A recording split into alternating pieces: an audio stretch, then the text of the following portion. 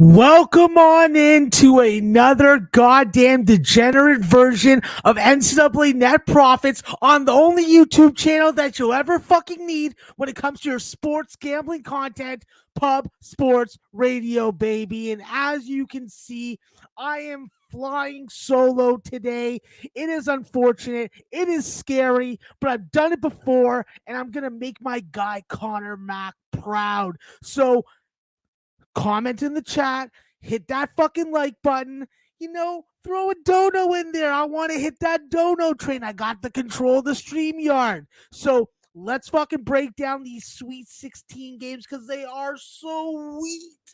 God damn, they're sweet like a goddamn cupcake. And you know what? If we go off the rails a couple times during the show, no one's here to stop me. So let's fucking break these games down. Let's talk first about the line movement that we've seen in these games. And although we've seen some slight movement in all the games, it's important to talk about that, know where the line came from, where it is now, and how to approach it. So Houston and Arizona.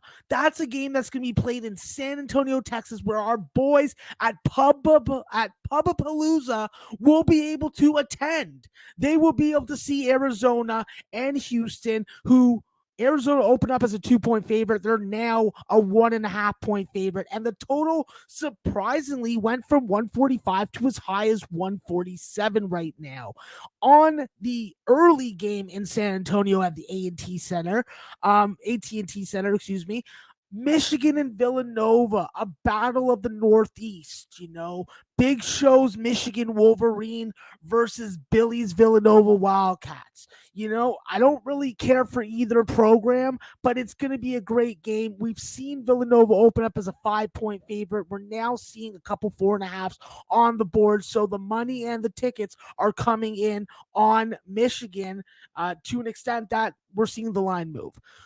When we do look at the other bracket, which will be being played in San Fran, we do have Arkansas and Gonzaga, a 155.5 opener down to 154, its lowest, but there is a variety of different numbers available. And like I said yesterday on the show, this is a game where the odds makers have not been correct in being able to post a line. So selling points on whichever way you like in this spot would still be my recommendation. Now, in the Duke Texas Tech game, we've seen Duke now go to pretty much a pick 'em or a +1 at a lot of books right now. The money has definitely come in on Texas Tech, and we've seen the total drop from 138 to as low as 136.5 right now.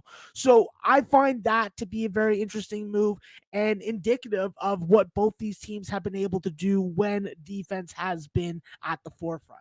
So let's start off with Arkansas and Gonzaga, a game that a lot of people are going to be really interested in because of the number. When you see a line that opened up at 8.5 and now is up to 9.5 or 10, it does give you some freaking, I want some of that Arkansas money, because let's be brutally honest, from a personnel standpoint, Arkansas does have the pieces to contend with what Gonzaga is going to do. I don't think they're going to be able to stop Timmy and Holmgren inside, but I do think that they can limit what the guards do on the perimeter. And when we talk about from an offensive standpoint with the Razorbacks, JD Note has been fantastic. He's been guarding very well. The only knock on him really has been his 3-point shot hasn't been there since the SEC tournament. So as long as he's getting to the free throw line, not turning the ball over, and being a pest defensively, we can bypass some of that stuff because Tony and Stanley Moody have really picked up the slack being the other double-digit scorers during this postseason run. Jalen Williams doubled his scoring point average and is averaging 11.5 rebounds a game. I think that is going to be key. How do you stop Drew Timme from establishing good position inside and scoring high percentage buckets like we see him do every game? I don't think you can stop it. You just have to freaking alleviate some of these opportunities by bringing the double team. And if he's going to turn into it on his freaking right shoulder, then you could even bring a third guy in. There are ways to take him out of his rhythm. It's just can you afford to leave those shooters open on the perimeter? At the end of the day, though, what the number is saying is Arkansas does have a chance to cover this number, if not pull the outright upset. This is a well coached team that's going up against a Gonzaga team that, even with my fellow Canadian Andrew Nemhard in the lineup playing for this team, they have played with fire. They have played with fire in a couple games already. I'm not impressed with that. What I am impressed with, though, from a personnel standpoint, is Chet Holmgren. 13 and 10 and a half in his postseason run is nothing to hold your nose up at. He is getting a ton of action when it comes to blocking shots and keeping those shots inbounds for transition opportunities. If Gonzaga is going to win and cover this game, in my opinion, it's going to be because Andrew Nemhard and Rasir Bolton have huge offensive games. If they don't, I do think that Arkansas can keep this game close enough. If Arkansas is winning at halftime, I would be all over Gonzaga as a second half play, just like people were in the Memphis game.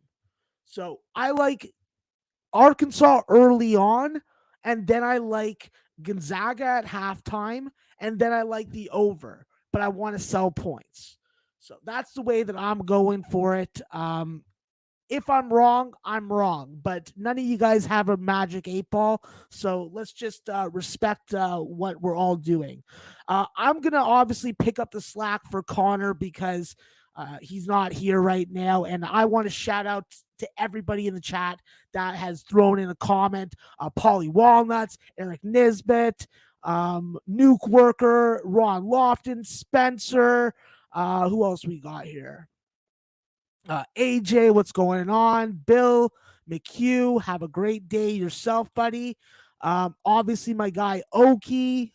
Who else we got in here? We got the real ALDJX. Sorry, I'm probably butchering it. This is a Conor thing. Rude Jude, 17777 memorabilia. Jay Smith. Okay, what's going on? G Martinez, North Ender. Mr. Doctor MDR 24, Rodney Barnes. Okay, sorry. I suck at this one. Let's just focus on the games. All right. So I do think that at the end of the day, guys, this is going to be not a game that we see a rout in. If Gonzaga does get off to a good early start, we are probably going to see this game remain close. I don't expect either team to be able to really handle it at this time in the in the tournament. I just think that there's so much parity, and with so much experience and good coaching on the Arkansas side, it's really up to Gonzaga's guards to determine the fate of their team tonight. Now, going into the second game with Michigan and Villanova, this is an interesting spot because I think that Villanova is sort of getting disrespected here. Now, we've all been really impressed with Michigan's done, but let's be brutally honest. Michigan was ranked in the top 25 or top 10. I can't remember where exactly they were, but they were definitely thought to be here at this point in the season, preseason. So I think that while Michigan has had a really nice opportunity, we know first off, Hunter Dickinson is the heart and soul of this team. We've seen how he's able to really command double teams, work through them, be able to expand his range to the 3-point line. And when you have him and Moussa Diabate performing and combining for freaking 40 plus points in a game, that's the kind of outlier performances that you need. Now, Devontae Jones coming back really doesn't make or break what happens for Michigan tonight. I do think that Eli Brooks has proven and shown over and over again that this is his team. He understands what Juwan Howard wants out of him, out of this offense. And with a super Canadian like Caleb Houston coming off what I would say was a terrible game on the scorecard, but a great game defensively, rebounding, taking care of his man and not being a liability defensively, that's what you need at this time. It doesn't matter what the score is and how you win it. You just got to win at this point. And that's where I think that Villanova is going to have their opportunity. Villanova is going to have to show, to me at least early, that Michigan is not in the same weight class as them. And that's why I think that Villanova, at least first half, and then Michigan full game is the best way to play it. Like I've said before, Michigan has some very heavy scoring production in the second half compared to their first half numbers. So we have seen Michigan make the comeback. We saw it against Colorado State. And I do think that if Michigan gets off to a slow start, they are probably the biggest candidate of the 8 teams playing to make a comeback tonight and win a game. So I definitely like this Michigan team late, but with Villanova, it's all about how Eric Dixon and Brandon Slater deal with this front court of Michigan. If they get abused and taken care of early and into foul trouble, testing some of this Villanova front court depth, that's a big issue. But if Jermaine Samuels can break people off the dribble and really force the defense to collapse and bring that help defender, it's going to open up so many shots for some of these other guys in the Villanova backcourt. And that's what Villanova needs. Remember, this is not the type of Villanova backcourt that's able to break you off the dribble and take you one-on-one. They rely on screens. They rely on off-ball movement. They rely on kick and drives, on driving kicks, excuse me. And that's what they're going to need tonight. Colin Gillespie, without a doubt, has to have a good game. We saw what happened to a team like Villanova in BYU when Alex Barcelo is not on point for 40 minutes. If Colin Gillespie does not bring his A game tonight, Villanova's going to have some problems late. I think by the numbers, they are a good first half bet if you're getting under 3 on them. And obviously at 4.5, you can get it. And be aware also, this is a spot where you could be taking a first half under. And with Villanova's first half defense being in the under 30-point range, definitely has some appeal to me. So I'm looking at Villanova first half, Michigan full game, and I got nothing on the total. Definitely a spot where I think that the first half under has more value than the full game, just because we've seen totals in this point range go over because of extended fouling at the end of games. So I'm not going to play around with the full game over.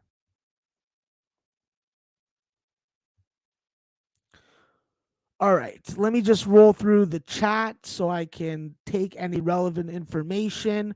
Glad to have all you guys in here. Appreciate you guys coming on in.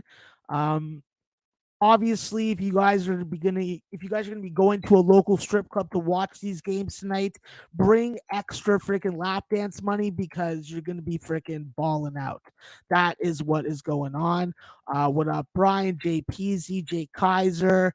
What's going on? All right, yeah, it's definitely possible for Michigan to be over. We saw how Ohio State struggled in the second half to get runs, but at 5 points, if you're getting the 5, it's not a death situation. Villanova can still win this game comfortably, and we get a little backdoor cover. So, Villanova first half is definitely my favorite of the two plays, but I do like the number with Michigan full game. All right, guys, let's move on to our third game, and that is going to be a fucking doozy. Coach Mark Adams with an opportunity to make history. Coach Adams of Texas Tech, the one that eliminated Coach K and ended his career. That's what Texas Tech has on the line tonight. And this Texas Tech team, guys, has played fantastic defense. They have really locked down. They have really suffocated their opponent. And they can do that when you can run out 6 guys that can play interchangeable positions. With Bryson Williams, I do think he's the most important offensive piece, but don't discount Kevin O'Banner and the difference that he makes on the glass defensively and being able to hit free throws. So I think that this is a Texas Tech team that has so many more potential outliers compared to what Duke is going to freaking throw out as an offensive game plan. And the only way that I see playing this game out is playing Duke early on and Texas Tech late. Over and over again, we've seen Texas Tech have some questionable starts to games, but they've been one of the best and most profitable second half bet on teams. And if Duke is not going to be playing a ton of defense, that's going to give them even more opportunity from the perimeter, which we haven't seen them really be able to take advantage of. I thought that they'd be able to take a better advantage against Notre Dame's 3-point defense. However, that wasn't the case.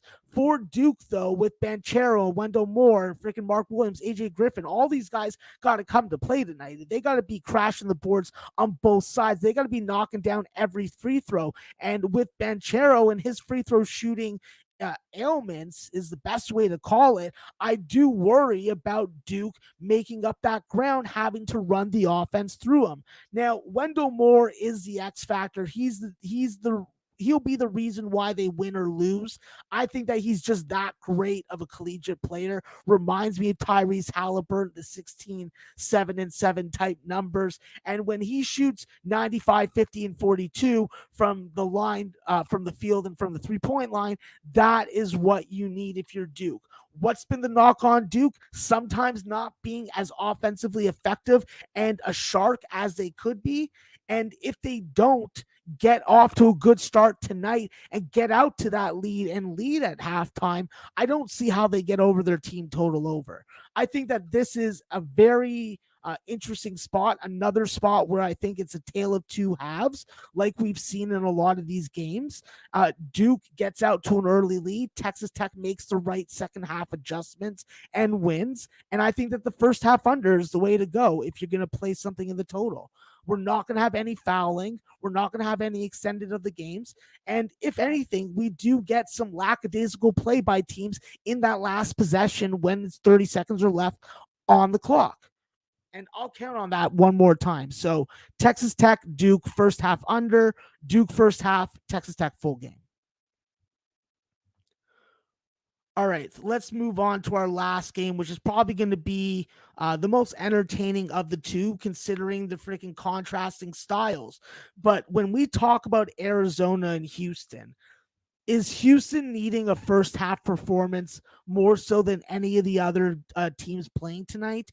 They cannot afford to get down to this Arizona team. Simply put, they need to lock down defensively on Arizona. If Arizona is going to be getting into the 70-point range, I don't know if Houston's going to be winning this game. I think from Houston's standpoint, Jamal Shee, Taze Moore, and Kyler Edwards provide just as good of a trio of scoring, defending guards as you would have had with Tremont Mark and Marcus Sasser. So at this point of the season, I don't think that you can use that argument as something that's really worthy of the situation. Now, where I do see Houston having a make or break situation offensively is with Fabian White and Josh Carlton. They're going to need to establish themselves early. They're going to need to be able to play with their backs to the basket, and they're going to need to be able to score. Combining for 13 points and putting the pressure and the onus on the backcourt is not the best recipe for Houston to go in, pull the upset, and beat Arizona tonight. They're going to be stout on the glass, but when have we really seen them go up against a front court with the size and quality that Arizona is going to throw at? Are Houston's front court guys going to be able to run with Christian Koloko? Are they going to be able to stop Benedict Matherin's penetration to the bucket? I'm very nervous about all these things for Houston. And that's why, as someone who likes Houston in this game, I want to see them get off to that good start. Because what is Houston's biggest freaking what is their biggest perk in this game is their ability to take this opponent out of rhythm early on, to keep them under 40, keep them under 30 possibly. And that is going to revolve around 3-point defense. That's where Houston has to make their bread and butter. You're not going to be able to stop everything that goes on inside, but if you can't stop those kickouts to the 3-point line from those big men, then you just don't have a shot. If you put Arizona on the free throw line a ton, that's going to really hurt you. And you got to do a good job of keeping them off the offensive glass. You've been able to do that against a lot of opponents and a lot of opponents so far in postseason play, but this is the one that provides the stoutest test for you. And with both teams having such good point guard play and such good ball facilitation, turnovers will be paramount. And last time I checked, Houston turns the ball over 10 times or less a game, and Arizona is in the 15 to 18 range. So turnovers will matter. Ball security and taking care of the basketball late is key. I think that the first half under is the way to play it. Houston first half, Houston full game. So if anybody is knocking Arizona out of the remaining competitors in March Madness, Houston's got the best chance, in my opinion. All right, guys. That is it. I'm gonna just scroll through your chat comments to answer any of them that um, I can. So let's scroll through here. Obviously, without Conor today, I do feel a little naked. And Trenton, it's definitely possible for all favorites to cover today. Erickson, Gonzaga -9, Villanova, Texas Tech, and Arizona. I am not in San Antonio playing with the local strippers chain because I am a criminal and I have a criminal record that does not allow me into America. I wish that they would, because I would tell them I'm not going to do anything bad. I'm just going to support local strippers, bet in sports books, and eat a lot of goddamn steak. So we'll see what happens. Maybe in the future I'll be able to get in, and if I have to, I'll go to the southern border and go in the way that other people do. Yeah, Shannon definitely has been a big boost in the tournament as well, Oki. But I just think that with how physical the front court players can be and how interchangeable it is, Marco Santos Silva is seeing more minutes, and he's going to play a big factor tonight against Mark Williams. You got to have some natural size, and that's where I think that they've been waiting to keep him on the freaking floor and use him, because let's not forget, even with his run at VCU and his run last year, this is a guy that's been putting in work. Um, Listen, let's not judge who has the fortitude or not, Eric. I don't think that we can really determine that from our computers right now. But I definitely think that this is a game, like Paulie thinks, that gets mucked up with smothering defense. I don't think that it suits either of those two teams in Texas Tech and Duke to play an up-tempo game. I do think that with so much on the line in the second half, these games sometimes go over. So it is what it is. Absolutely never honey mustard, always honey for the ladies of the night. And shout out to the ladies at Club Pro. They are pros, and they do great stuff. Okay, what else do we got here? Hey, listen, I think that I hope that every first half stays under and every full game goes over. That's what I'm thinking right there. Nuke Worker, you're on Michigan -5 or +5? Yeah, +5. That's right. If you're on -5, that's pretty good. Actually, Dr. Mandy will not show me her tits now for free and for the 5 minutes because of Northern Colorado the other night. All right. A lot of love for H-Town. A lot of love for freaking Houston tonight. With what they've been able to persevere through, it is definitely a coming spot for them. Yes, definitely a fucking home crowd. Popeyes only, never KFC. Well, I think that both may be true. I may be a criminal, and the system may also be rigged. All right, guys, let's throw on these commercials, and then I will be getting the fuck out of here if I can find them, which is right here.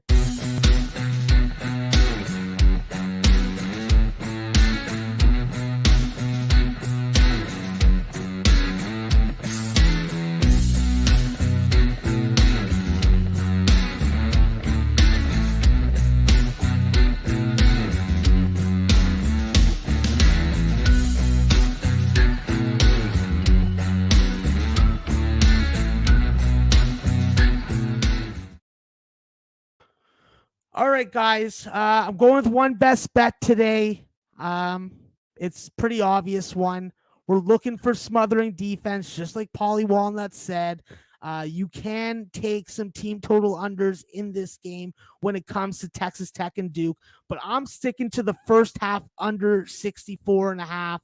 I think that it's a good number. I have this number at 61. That means that there's definitely 2.5 points of value.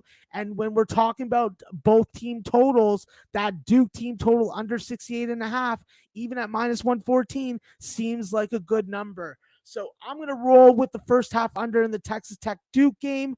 Hopefully it's fucking with my eyes open, and hopefully I will not be going to the YMCA to pick myself up a lady of the night in that type of arena. I want to be inside. I want to be having a good time, and I can't wait to see what the guys come out with video content wise from the game live tonight in San Antonio. So that's it for me. Appreciate you guys all. And, just fucking fuck with your eyes open. Love everybody. Hate everybody equally. And never dip your chicken tenders in honey mustard. That's it for me. Take fucking care. Later.